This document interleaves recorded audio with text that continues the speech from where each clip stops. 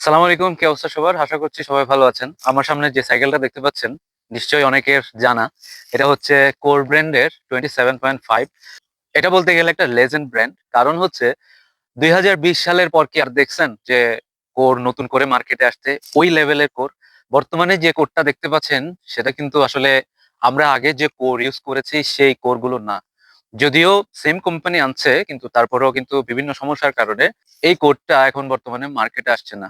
আমি আজকে খুব সংক্ষেপে চেষ্টা করব যে কোর ব্র্যান্ডের সম্পর্কে কিছু ইনফরমেশন দেওয়ার জন্য। কোর সাইকেল খুব সম্ভবত ২০১১ বা ১২ এই সময়কালে প্রথম বাংলাদেশে আসে এবং এই সাইকেলটা বাংলাদেশে প্রথম আনে হচ্ছে লায়ন সাইকেল। বাংলাদেশে যারা ডিস্ট্রিবিউটর ছিল তারা ছিল সাইকেল লাইফ এক্সক্লুসিভ। ২০১৩ থেকে ১৭ সাল এই সময়কালটাতে কোর বাংলাদেশের জনপ্রিয়তার শীর্ষে অবস্থান করে।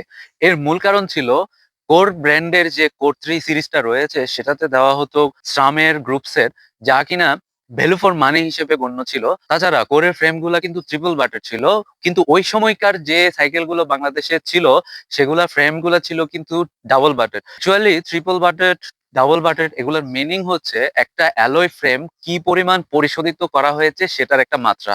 কোর যেসব সাইকেল বাংলাদেশের বাজারে আনতো তার মধ্যে সবচেয়ে অন্যতম ছিল হচ্ছে কোর 1.5, 2 এবং 3। তাছাড়া সাথে সাথে ছিল কোর 27.5, কোর 29। কোর সাইকেলে সেই সময় সবচেয়ে বড় কম্পিটিটর ছিল ভেলোস। তাছাড়া আরো বেশ কিছু ব্র্যান্ড ছিল যেগুলো হচ্ছে কোর ব্র্যান্ডের সবচেয়ে বড় কম্পিটিটর ছিল। তাহলে এখন প্রশ্ন হচ্ছে কোর ব্র্যান্ডের সাইকেলই কেন মানুষ বেশি প্রিফার করতো এবং চালিয়ে মজা পেত?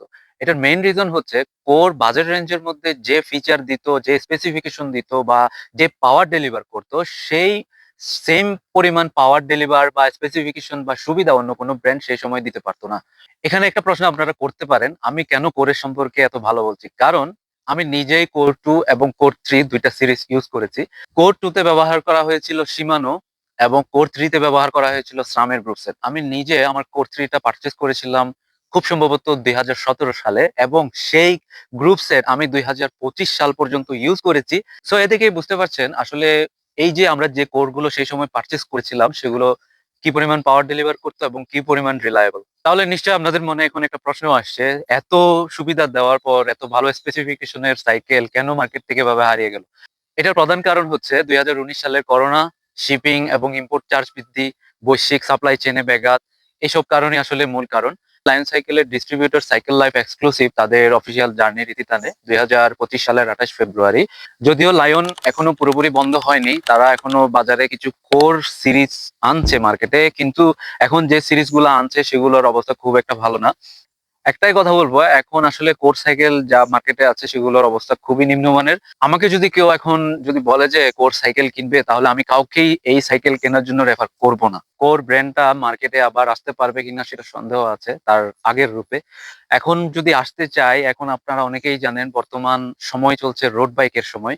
কোর যদি রোড বাইক দিয়ে কিছু একটা করতে পারে তাহলে আমার যা মনে হয় তাহলে হয়তো মার্কেটে আবার ব্যাক করতে পারে। পরিশেষে যেটা বলা যায়, আমার মতো যারা কোর লাভার আছেন বা ছিলেন তারা অবশ্যই খুশি হবে যদি কোরটা আবার নতুন করে মার্কেটে আসে তার আগের রূপে।